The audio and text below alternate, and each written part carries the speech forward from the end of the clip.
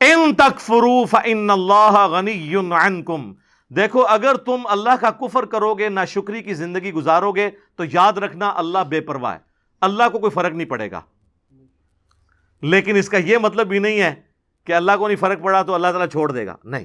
وَلَا يَرْضَى لِعِبَادِهِ الْكُفْرِ، لیکن میں کبھی راضی نہیں ہوں اس بات پہ کہ کوئی میری ناشکری کرے، میری نافرمانی کرے، میرا کفر کرے۔ وَإِن تَشْكُرُوا يَرْضَهُ لَكُمْ، اور اگر تم شکر گزاری کی روش اختیار کرو گے، یعنی اللہ کے تابع فرمان رہو گے، تو یہ اللہ تعالیٰ تم سے پسند کرتا ہے۔ وَلَا تَزِرُ وَازِرَةٌ وِزْرَ أُخْرَى، کوئی جان دوسری جان کا بوجھ نہیں اٹھائے گی، ہر شخص نے اپنے اعمال کا جواب دہ خود ہونا ہے۔ ثُمَّ إِلَىٰ رَبِّكُمْ مَرْجِعُكُمْ، اس کے بعد تمہیں لوٹ کر تمہارے رب کی طرف جانا ہے۔ فَيُنَبِّئُكُمْ بِمَا كُنْتُمْ تَعْمَلُونَ، پھر وہ تمہیں خبر دے دے گا جو کچھ تم دنیا میں اعمال کیا کرتے تھے۔ إِنَّهُ عَلِيمٌ بِذَاتِ الصُّدُورِ، بے شک وہ تو سینوں کے چھپے ہوئے رازوں کو بھی جاننے والا ہے۔ اللہ اکبر، یار اللہ سے کون بھاگ سکتا ہے؟ میرے بھائی، آپ اپنی داڑھیوں سے، پگڑیوں سے، نمازوں سے، تسبیحوں سے دنیا کو دھوکہ دے سکتے ہیں، قانون کو چکمہ دے سکتے ہیں، اللہ سے بھاگ کے کہاں جائیں گے؟ اللہ تو اتنا باریک بین ہے کہ جن لوگوں کی نماز، حج، زکوٰۃ بھی لکھے ہوں گے نا قیامت والے دن، فرشتوں نے نیکیوں کے ڈھیر لگائے ہوں گے، اللہ زیرو سے ملٹیپلائی کر دے گا۔ اللہ سے بڑا ڈر لگتا سر، اللہ بڑا ڈاٹا جائے۔ ہاں اللہ والے بن جاؤ تو اللہ سے زیادہ کوئی شفیق نہیں ہے، لیکن اللہ کے نافرمان ہیں تو سر اللہ بڑا ڈاٹا جائے۔ مسلم شریف میں حدیث ہے، سب سے بڑی 3 نیکیاں کون سی ہو سکتی ہیں؟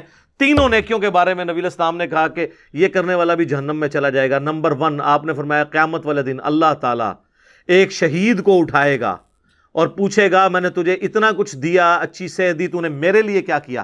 وہ کہے گا یا اللہ جان سے قیمتی کون سی چیز تھی تیرے لیے دے دی؟ تو اللہ تعالیٰ فرمائے گا تو نے جان اس لیے دی کہ لوگ تجھے بہادر کہیں، تو دنیا نے تیری بڑی تعریف کی، تو دنیا سے اپنا اجر لے چکا ہے، میرے ہاں کوئی اجر نہیں، اوندھا منہ کر کے جہنم میں۔ فرشتوں نے اسے شہید لکھا ہوا ہے، اللہ نے کہا نا، آپ اپنی نیکیوں سے فرشتوں کو بھی دھوکہ دے سکتے ہیں۔ فرشتے تو ظاہری مال کو لکھیں گے، ہاں جی یہ ہے، تو یہ حساب کتاب تو بس اس خانہ پوری ہے، اصل میں تو اللہ تعالیٰ خود حساب کرنے والا ہے۔ اللہم حاسبنی حسابا یسیرا، آمین۔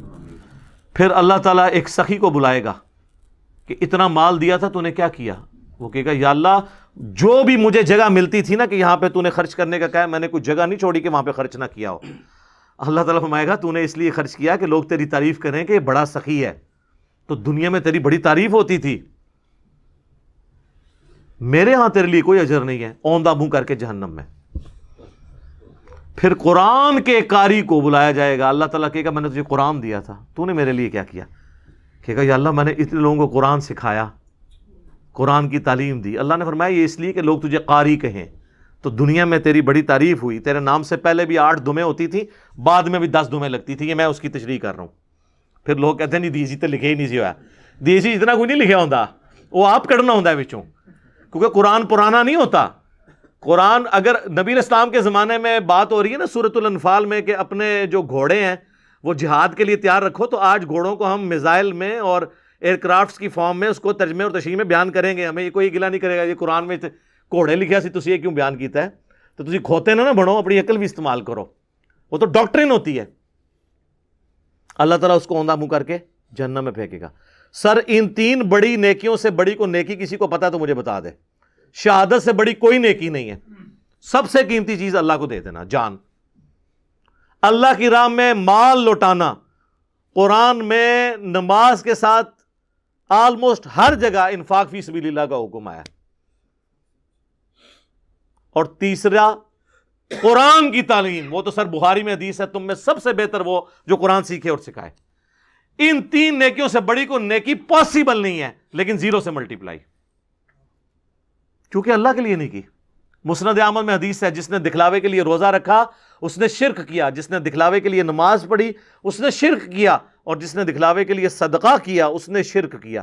کی نیکی ہو گیا شرک، یہ کیا بات ہوئی؟ نماز کیسے شرک ہو گئی؟ نماز تو اللہ کی ہوتی ہے، پڑھی بھی اللہ کے لیے لیکن دکھانے کے لیے کسی کو۔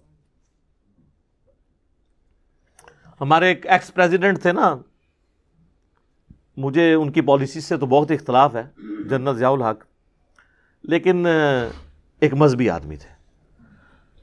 ان کی وجہ سے ہماری فوج کے اندر کافی ریفارمز آئیں، اور یہ بہت بڑا احسان ہے ان کا پاکستانی فوج کے اوپر، ورنہ ان سے پہلے کی فوج اور آج کی فوج میں بڑا فرق ہے. اب آپ کو مذہب کا رنگ غالب نظر آئے گا ہماری فوج کے اندر، اور جب فوج سے لوگ ریٹائر ہوتے ہیں تو میں تو سب سے زیادہ باقی اداروں کی نسبت ان لوگوں کو دیکھا ہے کہ پریکٹسنگ مسلمان ہیں، کیونکہ موت کو بڑا قریب سے دیکھ لیتے ہیں نا، تو بڑے بڑے لوگوں کی عقل ٹھکانے ہو جاتی ہے جب اپنے ساتھ آپ شہداء کی لاشیں اٹھاتے ہیں بارڈرز کے اوپر. تو بس انسان کو نظر آتی ہے یار کل تو یہ میرے ساتھ روٹی کھا رہا تھا، آج میں اس کے جسم کے لوتھڑے سمیٹ رہا ہوں. تو سر بڑے بڑے لوگوں کا قبلہ درست ہو جاتا ہے. تو جنرل ضیاء الحق صاحب چونکہ نمازی تھے بڑے پکے، تو ان کے ساتھ جو لوگ ہیں نا، انہوں نے مجھے بتایا کہ جب وہ نماز جاتے تھے لوگ بغیر وضو بھی ساتھ پیچھے کھڑے ہو جاتے تھے، کیونکہ وہ نماز پڑھنے کا تو موڈ نہیں ہوتا تھا، اور وضو تو ایک تردد ہے نا، اور وضو کسی کا چیک تو نہیں ہو سکتا سونگ کہ اس کا وضو ہے یا نہیں ہے. تو وہ اس پر ٹوٹل پورے، جس طرح ہمارے یہاں پہ کئی پولیٹیکل لیڈرز کے لوگ جنازے پڑھنے کے لیے صحافی بھی آئے ہوتے ہیں، اگر آپ ان سے نماز سنیں، نماز بھی نہیں آتی اور جنازہ پڑھنے کے لیے آئے ہوتے ہیں، ادھر سوٹیں لگا رہے ہوتے ہیں، ادھر میسیج دیکھ رہے ہوتے ہیں، ساتھ ہی جنازے کی اناؤنسمنٹ ہوئی، جنازہ پڑھا، نہ ان کو دعا آتی نہ وضو کیا ہوتا ہے، الا ماشاء اللہ. یعنی یہ نا آپ کہیں کہ میں ساروں کے لیے بات کر رہا ہوں، تو وہ ساری اس طرح کی جو نمازیں پڑھ رہے ہوتے ہیں وہ تو دکھلاوے کی ہو رہی ہوتی ہے نا، اللہ کے لیے تو ہو نہیں رہی ہوتی ہیں. تو استغفر اللہ الذی لا الہ الا ہو الحی القیوم واتوب الیہ من کل ذنب واتوب الیہ، آمین ثم آمین. اللہ تعالیٰ سے دعا ہے جو حق بات میں نے کہی اللہ تعالیٰ ہمارے دلوں میں راسخ فرمائے. اگر جذبات میں میرے منہ سے کوئی غلط بات نکل گئی تو اللہ تعالیٰ ہمارے دلوں سے ہی اسے محو کر دے، دھو دے، ہمیں معاف بھی فرما دے، ہمیں کتاب و سنت کی تعلیمات پر عمل کر کے دوسرے بھائیوں تک پہنچانے کی توفیق عطا فرمائے.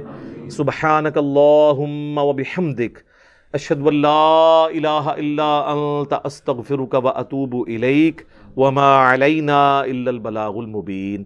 جزاکم اللہ خیرا.